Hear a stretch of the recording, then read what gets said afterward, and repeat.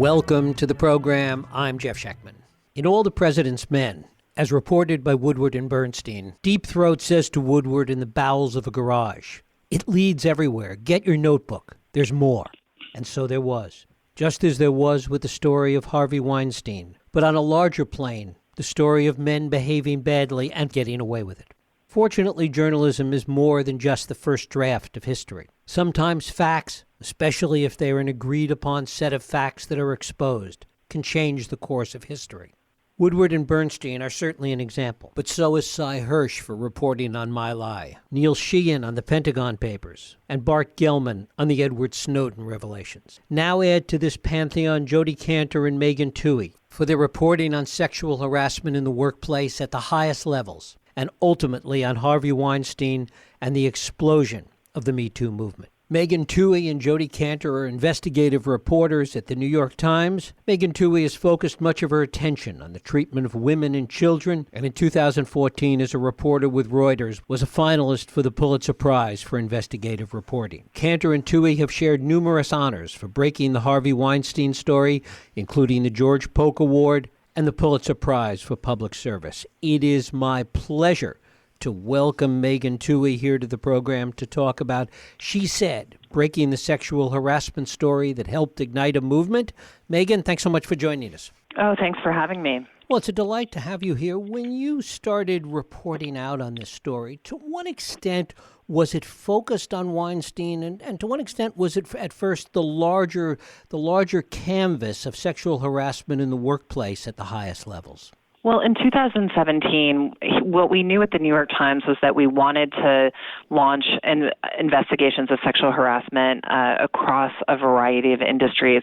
So the Harvey Weinstein investigation was just one among many. Our colleagues were pushing into Silicon Valley, into the restaurant industry, into academia, into auto plants in Chicago. We weren't sure what the results of our investigations were going to be, but we knew that we were committed to covering the issue. What was it about the zeitgeist at this particular moment that gave rise to this reporting and that made it so relevant? Well, I think for one thing, I was one of the reporters who had worked in 2016 on stories of women who came forward with allegations of sexual misconduct against Donald Trump, then candidate Donald Trump.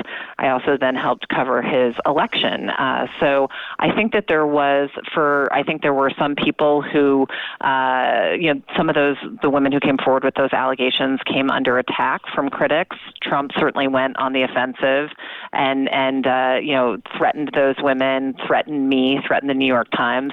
But I think that there were also a lot of people, including a lot of women, who were upset by that, and that was kind of set the stage for some of the desire by particular individuals to want to start to come forward with their own stories of sexual harassment and misconduct in the following year. Also at the New York Times, we saw something remarkable happen in early 2017. Bill O'Reilly, our colleagues, Emily Steele and Mike Schmidt, broke the story of Bill O'Reilly paying out millions of dollars in secret settlements to women who had come forward with allegations against him. That was very different than the Trump story, in that once it was published, he was immediately fired from Fox. The impact was immediate.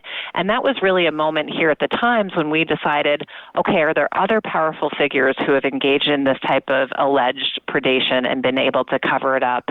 And Weinstein had, there'd long been rumors about him, but we really thought that it was the right kind of moment to go in and really apply some serious investigative muscle. The O'Reilly situation clearly sets the stage for this. And you talk about Trump. One wonders if this story, the way these stories were exposed and reported, might have been different had Hillary Clinton been elected. Mm-hmm.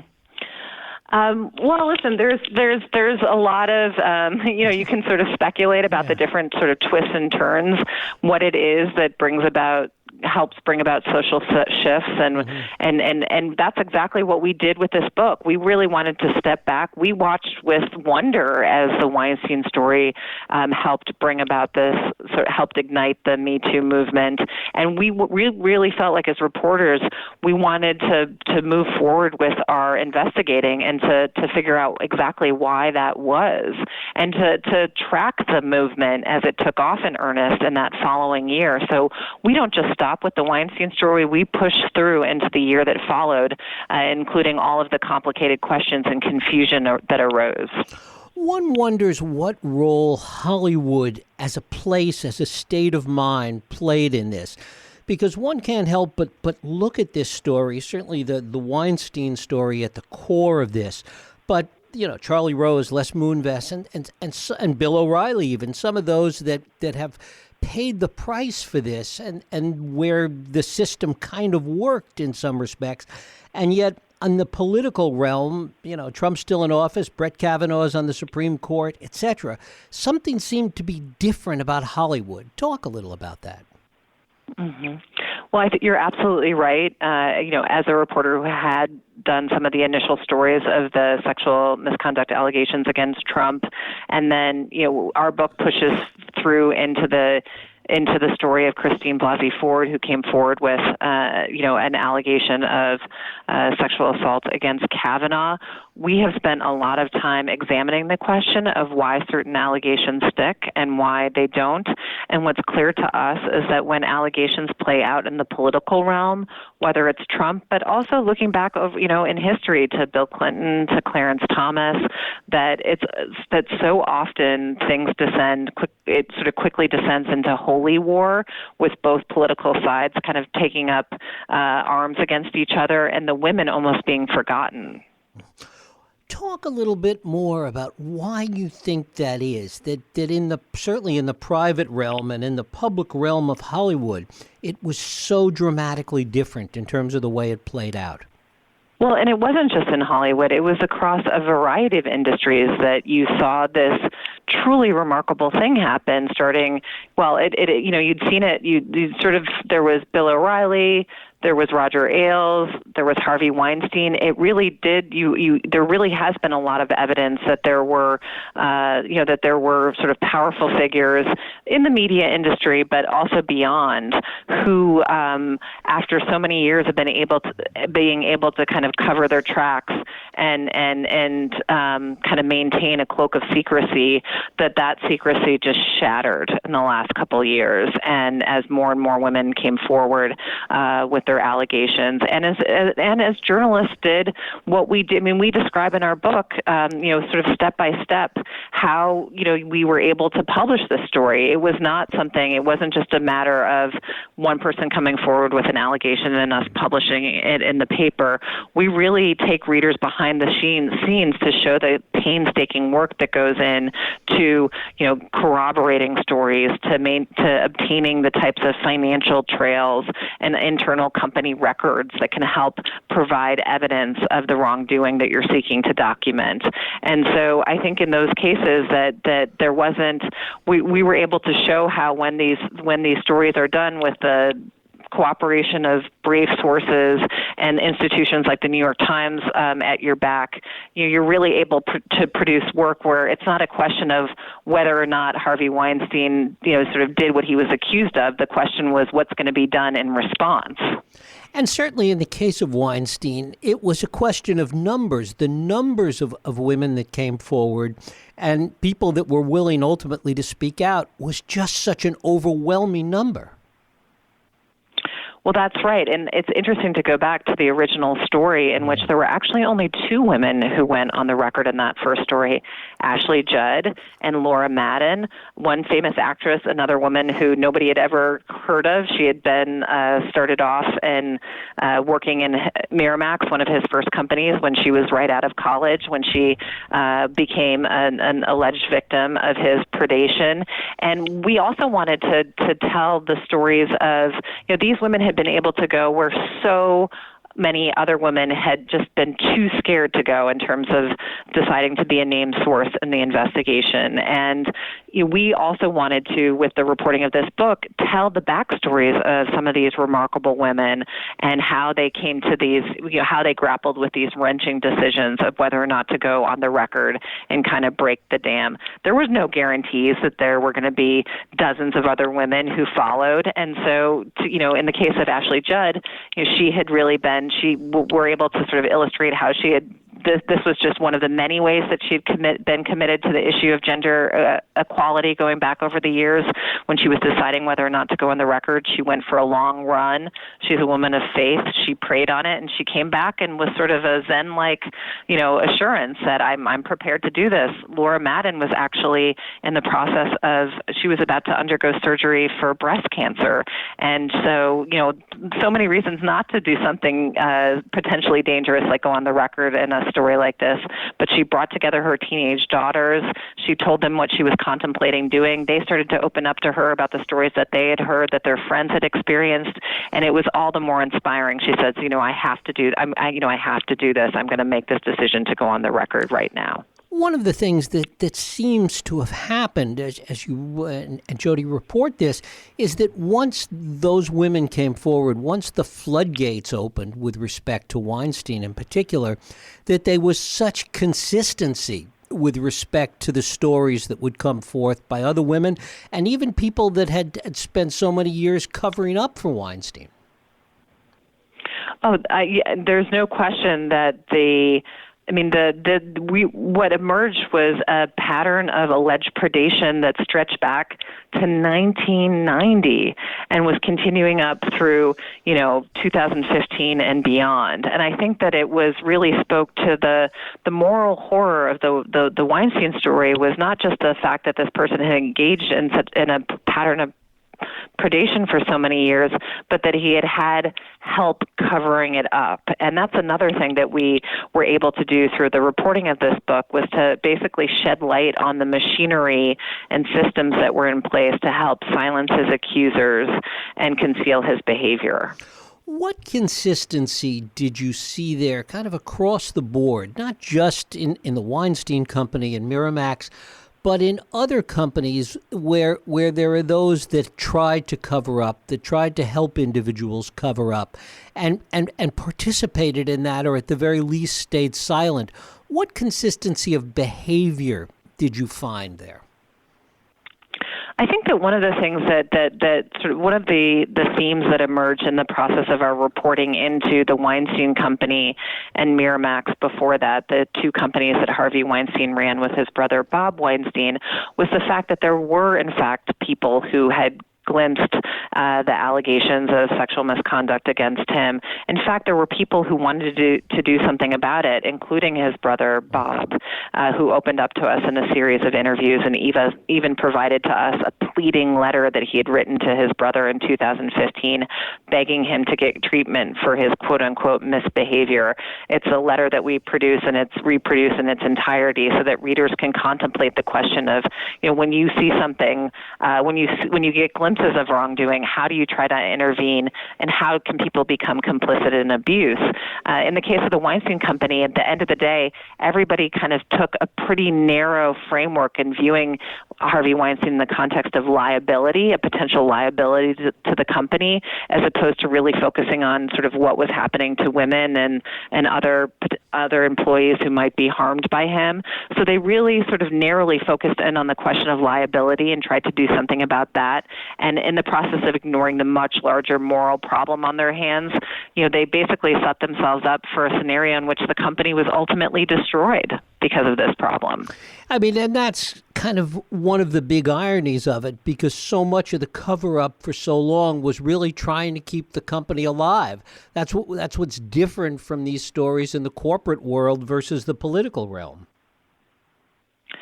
Well, I think that's right. I think that I think whether it's in the political world or I think that there's differences, but there's also similarities, and that there can be kind of machinery in place in both kind of corporate settings and also in political settings to seek to minimize damage and, cover up allegations or battle them or go on the attack against them. And it is, I think that everybody's having to sort of reassess, at least in the corporate world, whether or not they have made miscalculations along the way. Right. What about the professional enablers? You spend a lot of time talking about them. People like David Boies, who was kind of Weinstein's attorney and advisor, and later Lisa Bloom, and people like Linda Fairstein. Talk about those professional enablers. Well, there's somebody like David Boies. He's one of the most famed litigators in the country. He helped win the case of gay marriage before the Supreme Court. As it turns out, he has engaged in a lot of other questionable representation behind the scenes. In the case of Weinstein, he was probably Weinstein's chief defender when it came to allegations of sexual misconduct for 15 years. And he helped him conceal. He helped him spin. He helped him dodge scrutiny and avoid accountability. And when we went to him seeking comment, he actually submitted to interviews for the book. He basically claimed to have no regrets about what he had done. Lisa Bloom is another is another interesting case. This is a woman who was one of the most famous. She's one of the most famous feminist attorneys in the country, daughter to Gloria Allred, also another famous feminist attorney. And in 2016, she crossed sides to work for Weinstein. She said that she did so because she thought she only was aware of him having made inappropriate comments to women over the years, and that she wanted to help him apologize. We realized, in the course of reporting this book, were able to obtain confidential records that showed she had much deeper knowledge of the serious allegations against Weinstein, and that she also played a much darker role.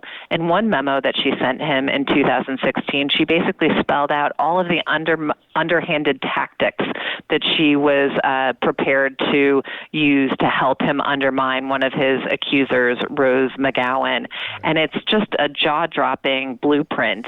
She's basically saying, I'm going to take all of the experience I've gained in representing victims over the years, and I'm going to harness that and work with you to use that against victims. One of the cliches that we often hear in these stories is that this is not about sex, but it's about power. Talk a little bit about that formulation as it relates to all of this. Yes, I think I think that the story of Harvey Weinstein and what we were able to illuminate in the course of our reporting is that this wasn't just the story of a particular one individual predator.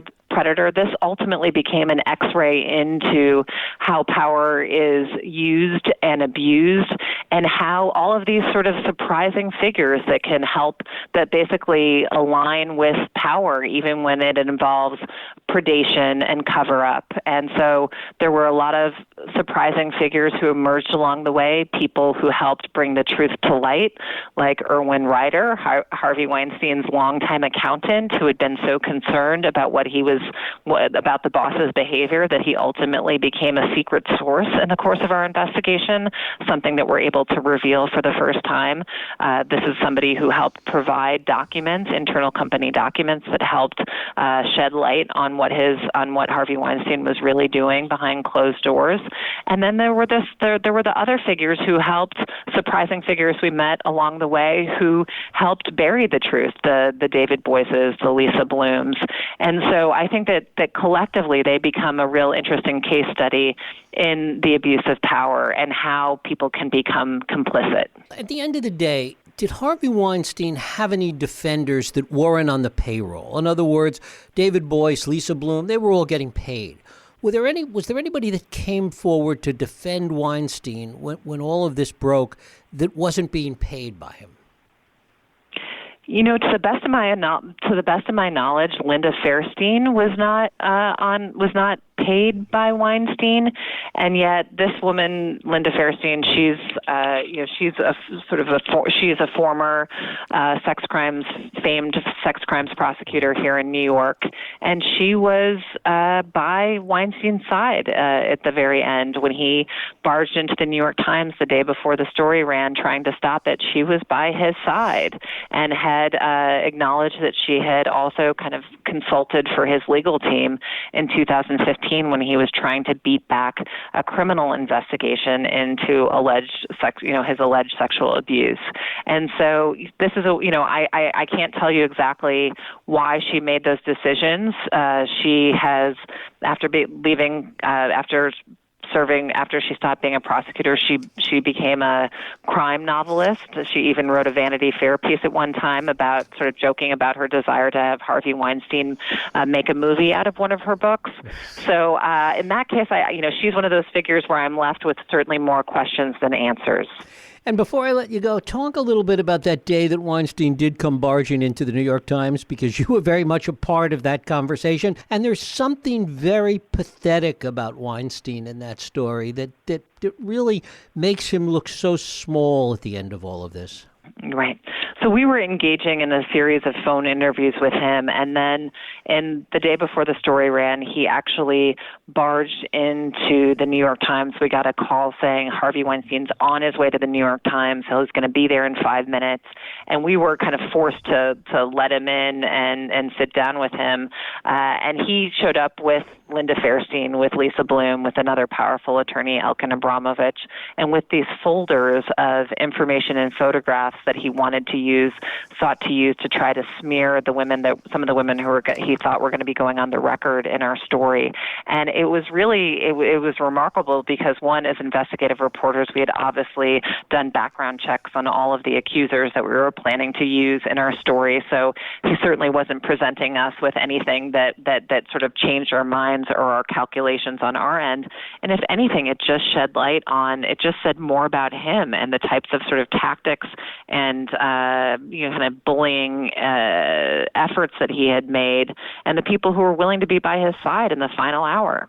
And what was your impression of Weinstein in that moment? Well, Weinstein really, in the course of our interviews of him, swung back and forth from like flattery to threats. This was somebody who you could just feel, and these are among the kind of once, in some cases off the record or on background scenes of the behind the scenes story of our reporting that we were able to bring onto the page in this book, so that readers can be there with us when he's barging into the New York Times, showing up in the lobby of the New York Times, when he's on the phone trying to basically kind of plead with Dean Baquet, the executive editor of the New York Times, who was not going to succumb to his attempts at intimidation and bullying. And so in the end, we really felt like he wasn't ever sort of scary or menacing to us, but we also recognized we were much more worried for our sources. We had an entire institution by our side backing our investigation, and we were really concerned about all of the kind of vulnerable women and other sources who were out there and what he might try to do to them. But in the end, this story is really a triumphant one, because you're able to see what the combination of brave sources and a strong institution are able to do when they've got facts on their side. Right. That was no match for his bullying. That was no match for his intimidation. And in the end, it helped bring about a social shift. Right. I mean, it was the opposite of grace under pressure. He becomes almost a caricature of himself in the end. Yeah, he was threatening us with lawsuits. He was, on the one hand, he was threatening us. On the other hand, he was complimenting us. On the one hand, he was making jokes. On the other hand, he was threatening to go do interviews with other news outlets. It made our heads spin. And yet, as part of the final due diligence of investigative reporting, you have to make sure that the subject gets adequate opportunity to provide response. So we were also kind of going on this wild ride for the final 48 hours before publication, just wanting to make sure that he didn't throw us off course, and that we were in the end able to kind of give him a chance, make sure that we were fair to him, but that we didn't allow him to kind of sideswipe us and the story in any way. Megan Twohey, the book is She Said, Breaking the Sexual Harassment Story That Helped Ignite a Movement. Megan, I thank you so much for spending time with us today. Thank you again for having me. Thank you.